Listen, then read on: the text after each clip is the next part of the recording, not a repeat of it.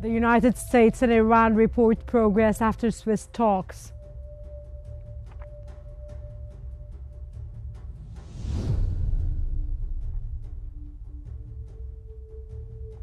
Iran rejects inspections of damaged nuclear facilities.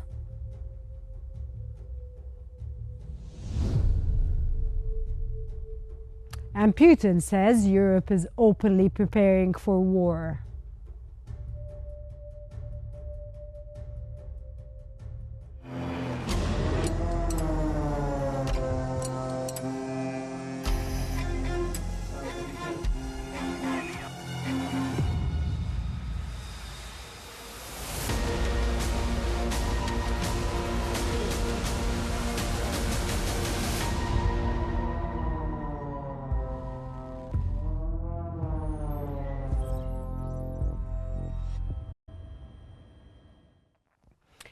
Iran and the United States say they have made progress toward a potential long-term agreement following a new round of negotiations in Switzerland.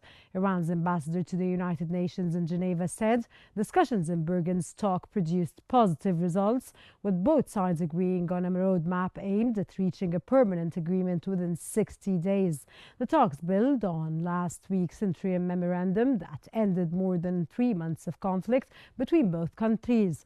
The ambassador also said that the Strait of Hormuz remains fully open to commercial shipping under the current arrangement, while negotiators continue discussions on key issues including sanctions relief, regional security, and the future framework of a final deal.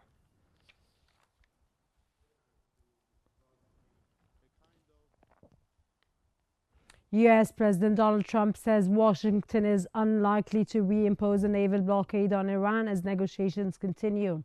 Trump said commercial traffic is moving normally through the Strait of Hormuz, describing shipping activity as strong following recent diplomatic progress.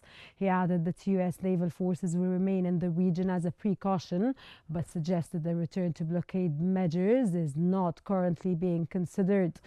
The comments come as both sides seek to build confidence during the 60-day negotiation period established under the interim agreement.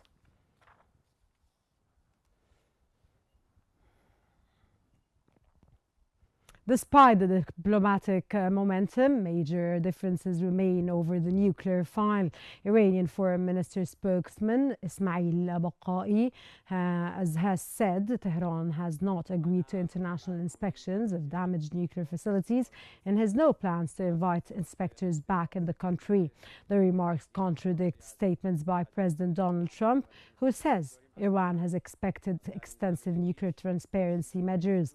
The dispute highlights the challenges still facing negotiators as they work toward a permanent agreement.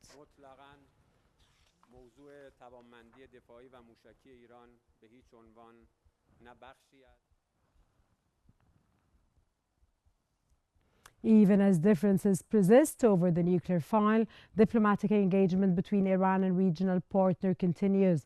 Oman's Sultan Hatem bin Tariq received Iranian Parliament Speaker Mohammad Baqir Kalibaf and Foreign Minister Abbas Araghchi in Muscat. Discussions focused on the latest developments in U.S.-Iran negotiations as well as maritime traffic through the Strait of Hormuz.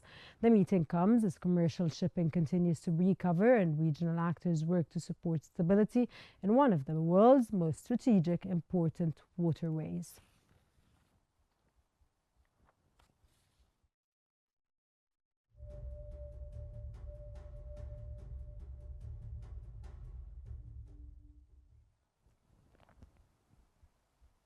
As negotiations between Washington and Tehran enter a critical phase, several key issues remain at the center of discussion.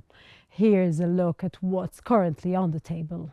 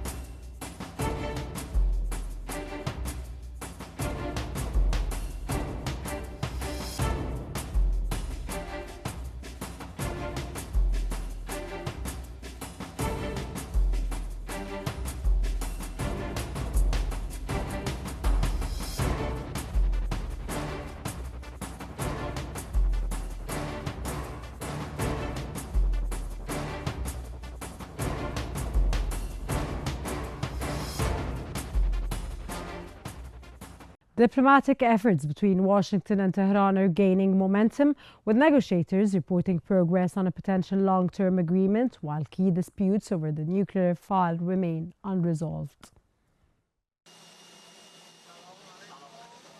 Diplomatic efforts between Washington and Tehran are entering a new phase. Iran's chief negotiator Mohammad Baqir Qalibaf arrived in Oman after talks with U.S. officials in Switzerland. He said both sides agreed to establish direct communication channels aimed at preventing incidents in the Strait of Hormuz. The measures include a hotline and a coordination mechanism designed to keep commercial shipping moving safely through the strategic waterway. The discussions build on negotiations held in the Swiss resort of Bürgenstock. There, U.S. and Iranian officials agreed on a roadmap toward a permanent agreement within 60 days. Maybe almost just as well. Iran's ambassador to the United Nations in Geneva described the talks as productive. He also said the Strait of Hormuz remains open to commercial traffic under the interim agreement reached last week. But differences remain over the nuclear file. Iran's foreign ministry says Tehran has no plans to allow international inspectors access to damaged nuclear facilities. Meanwhile, President Donald Trump says Iran has agreed to extensive transparency measures and reiterated that the waterway will remain open.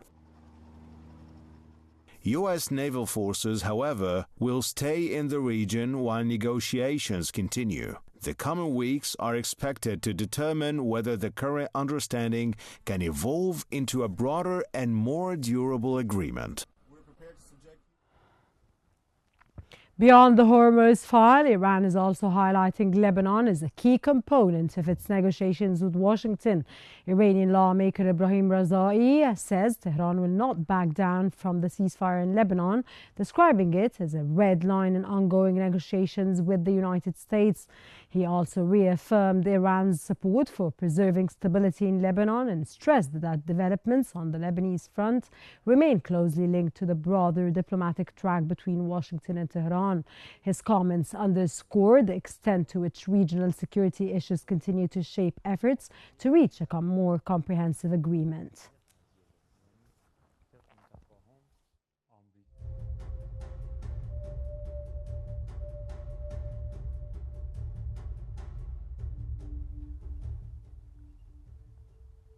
And for a closer look at what these developments could mean for the future of the negotiations, we now move on and head to my dear colleague Henny Saif in our newsroom. Thank you, Rana. Indeed, the talks may be moving forward, but key questions do remain over the nuclear inspections, the sanctions relief, and the prospects for a permanent agreement. To discuss that, we're joined from Cairo by the political science professor, Dr. Haitham Omran. Dr. Omran, welcome to Q News. Now, both Washington and Tehran are describing the latest round of talks as constructive. Now, what would you make of the momentum and the progress we've seen so far compared to the previous attempts at diplomacy?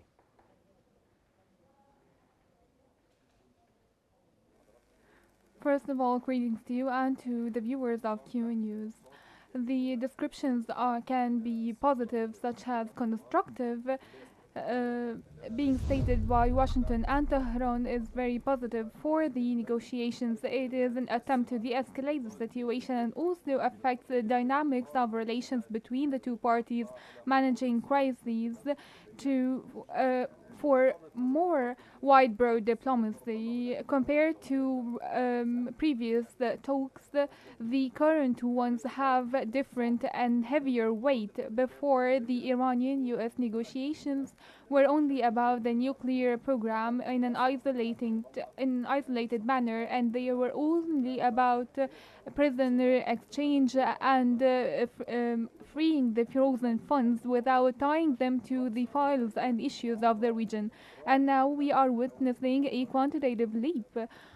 qualitative leap on the negotiation table, and there is Iranian insistence to de-escalate the situation in southern Lebanon and to build a security network in the region, a main item on the memorandum of understanding.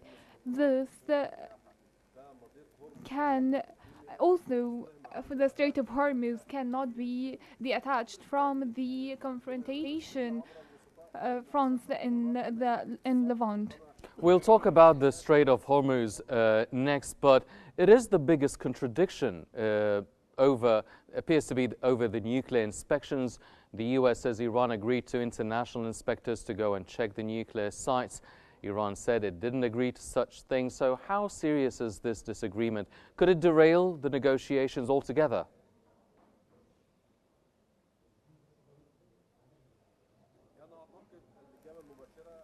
I think the direct answer can be this division will prolong the negotiations, but it will not lead to the collapse of the negotiations. It can be attributed to strategic reason.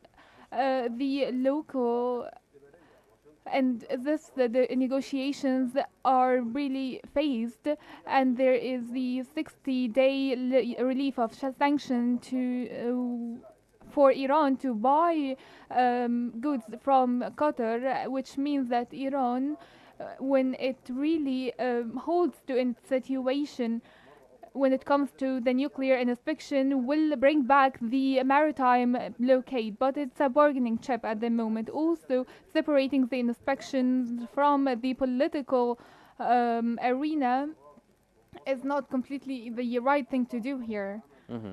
Four teams were formed to lift the sanctions and to manage the nuclear file. This separation of files will cause a lot of progress, especially for the Strait of Hormuz and for the ceasefire in Lebanon, especially when the nuclear file is still a sticking point, but the others will achieve some progress. The main dilemma here is not the general inspections, but it is the bombarded sites.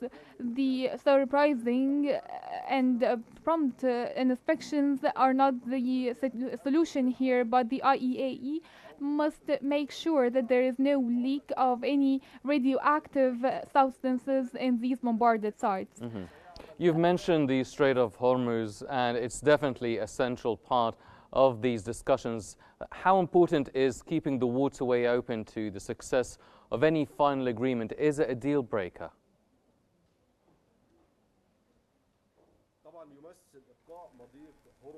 Of course, keeping the Strait of Hormuz open and guaranteeing the freedom of navigation is the geopolitical cornerstone for the success of the memorandum of our understanding. And this waterway, through which 20% of the global oil supply passed, is now a true indicator for the success of this memorandum. And I think the importance of opening the strait will be evident in economic and geopolitical indicators. Now the U.S. Treasury has allowed 60 days for free of sanctions for Iran to facilitate around $12 billion of the frozen funds. I think this is again to save the Iranian interior from the inflation, and this is pending the navigation freedom and traffic in the Strait of Hormuz. Also, securing the liquefied gas is very vital for the United States to maintain the oil prices and to avoid any more inflation crises, especially with the elections approaching. The second thing and the sticking point for building confidence is the importance of the Strait of Hormuz. It's not now a commercial test, but it's also a geopolitical and an economic test for the United States, as Iran has agreed to open the strait and to coordinate with the United States forces to stop any maritime confrontation. This will give green light to achieve some progress with the rest of the memorandum's items. The second point here that I want to mention is that the recent events have proven that Iran is using the Strait of Hormuz as a test for Washington when they threatened to reclose the strait as a response for the Israeli strikes in Lebanon. The mediators moved rapidly to manage this crisis, especially when it comes to the Lebanese front. So keeping the strait open means that Washington is now imposing this de-escalation. Yes. From Cairo, that was Dr. Haitham Omran, the political science professor. Thank you very much, Dr. Omran, for joining us. Now, what remains clear is that both sides are trying to preserve the diplomatic momentum, but the real test will be whether they can bridge their differences over the nuclear file and turn the current roadmap into a lasting agreement. With that, I'll hand you over back to Rana Assas in our studio. Rana. Thank you so much, Hani. While diplomatic efforts continue to gain momentum in the Middle East, the war in Ukraine remains far from a potential settlement. Russia and Ukraine are once again trading accusations as fighting continues on the ground and divisions deepen at the United Nations rather.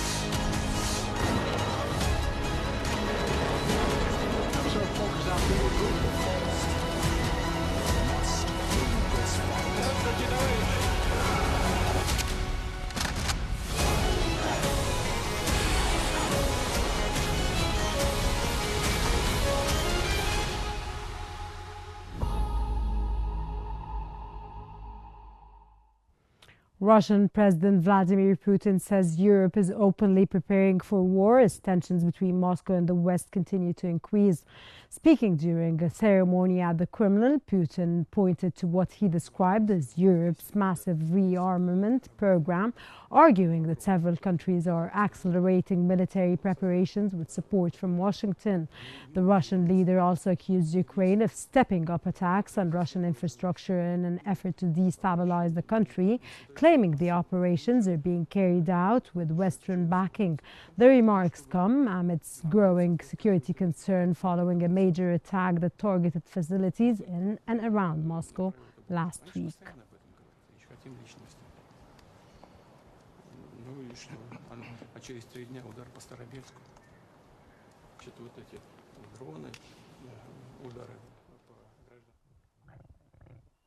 Ukraine says it could reconsider its current ceasefire proposal if diplomatic efforts at the United Nations fail to produce results.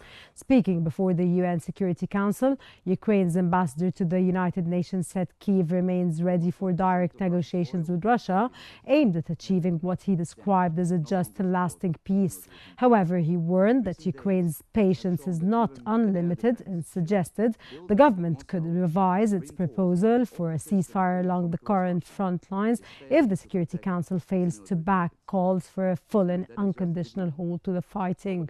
The comments highlighted a growing frustration in Kyiv as efforts to advance a diplomatic solution remain deadlocked. Unfortunately, Ukraine's outstretched hand has remained hanging in the air. Ukraine stands ready to engage in direct negotiations.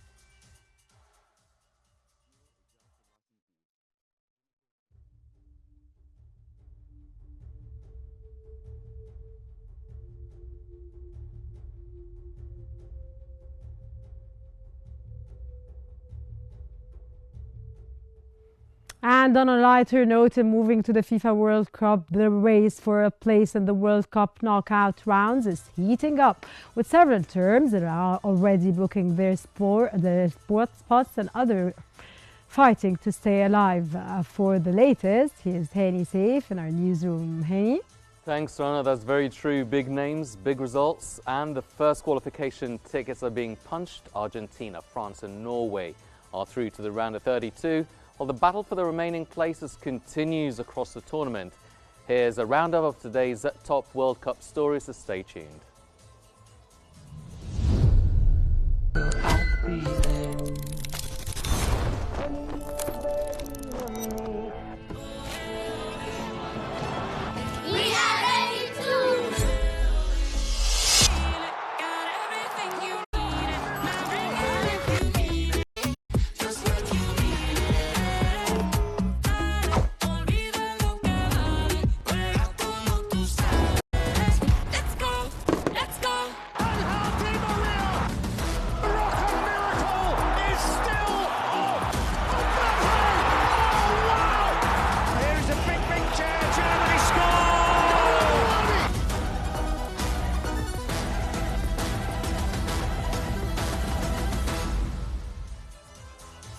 Welcome back. Algeria have secured a valuable victory over Jordan in their latest World Cup group stage encounter. Jordan took the lead through Nazar al-Rashdan before Algeria responded with 2 goals to complete the comeback.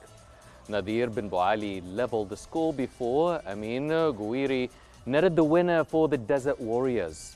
The result gives Algeria their first 3 points of the tournament and lifts them into 3rd place in Group J, while Jordan remained without a single point after suffering a 2nd consecutive defeat.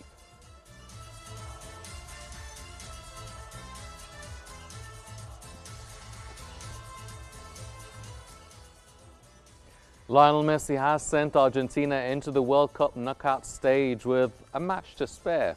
The Argentina captain scored twice in a 2-0 victory over Austria in Dallas, sealing his team's place in the round of 32. Messi found the net in the 38th minute before adding a 2nd deep into stoppage time, despite missing an early penalty. Surprise, surprise. The result moves Argentina to 6 points at the top of Group J and guarantees qualification for the knockout rounds. Austria, meanwhile, must wait until the final round of group matches to determine their fate. The match was officiated by the Egyptian referee Amin Omar.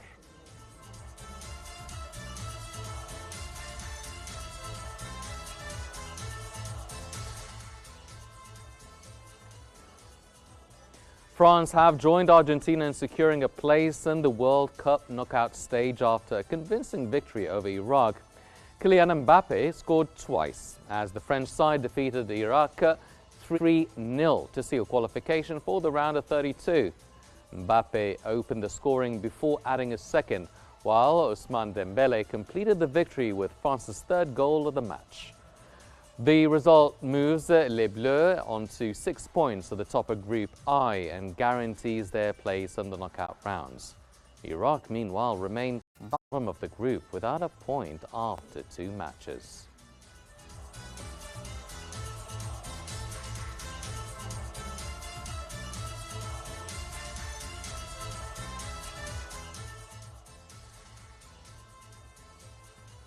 Norway as well have booked their place in the World Cup knockout stage after edging Senegal in a 5-goal thriller. Erling Haaland scored twice as Norway secured a 3-2 victory over Senegal in Group I. Marcus Pedersen had opened the scoring before Haaland added the 2nd and 3rd goals for the Norwegians. Ismaila Sarr scored twice for Senegal, but his efforts were not enough to prevent defeat. Now, the result sends Norway into the round of 32 alongside France. Both teams now on 6 points, while Senegal remain without a point heading into their final group match.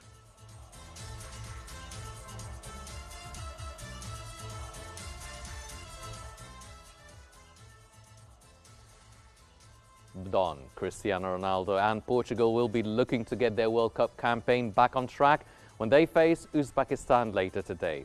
After an underwhelming start to the tournament raised questions over Portugal's readiness for the competition, Ronaldo and his teammates now have an opportunity to respond in their 2nd Group K match. Portugal opened their campaign with a draw against DR Congo and will be targeting a victory to strengthen their hopes of reaching the knockout stage. Uzbekistan, meanwhile, are also seeking a positive result after beginning the tournament with a defeat to Colombia.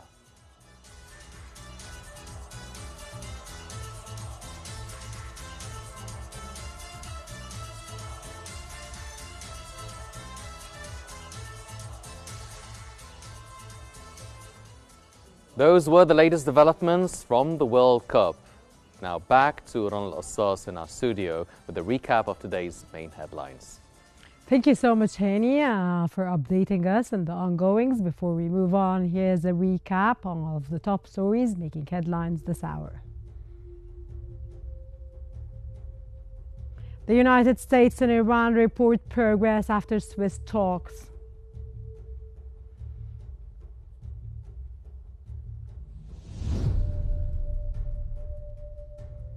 Iran rejects inspections of damaged nuclear facilities.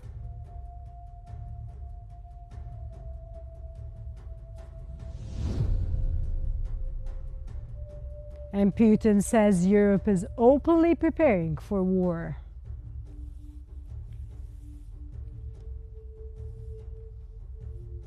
That concludes this hour's Q News Bulletin. As the day's developments continue to unfold, our coverage continues as well. Stay with Q News.